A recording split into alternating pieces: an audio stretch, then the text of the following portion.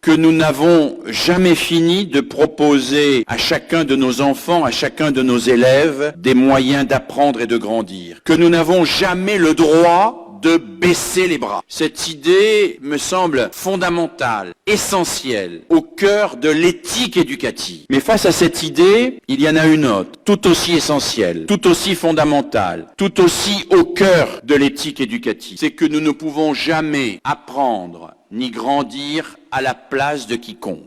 Que nous n'apprenons pas à nager à la place de quiconque, que nous n'apprenons pas les mathématiques à la place de quiconque, que nous ne décidons à la place de quiconque de commencer un enchaînement de gymnastique ou de réciter un poème devant des camarades, que nous ne pouvons pas faire une déclaration d'amour à la place de quiconque, ni nous lancer à la place de quiconque dans la lecture de Kant, d'Hegel ou d'un autre grand philosophe. Il y a au cœur de l'éducation une contradiction entre l'éducabilité de tous que nous devons sans cesse postuler et la liberté radicale de chacun sur laquelle nous ne pouvons pas agir. Jean-Jacques Rousseau dans l'Émile, qui dit d'une manière assez mystérieuse et assez mal comprise des commentateurs d'ailleurs, jeune instituteur, et comprenez instituteur pas simplement au sens professionnel du terme ici, mais jeune personne qui voulait instituer, faire tenir debout des êtres humains. Je vous prêche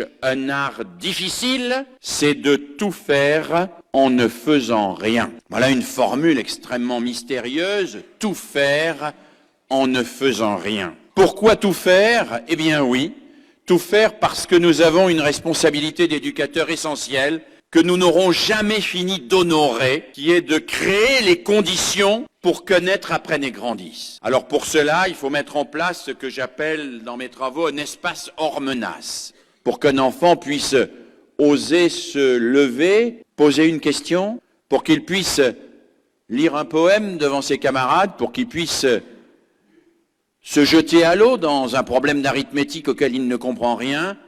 Il faut qu'il puisse prendre un risque, certes, mais en sachant qu'il ne se met pas en danger et qu'il a autour de lui un environnement qui va lui permettre de prendre ce risque sans que ni psychologiquement ni physiquement il soit en danger. Sans que, par exemple, s'il se trompe, on se moque de lui. Sans que, par exemple, s'il échoue, il ait une mauvaise note qui lui colle à la peau pendant toute sa scolarité.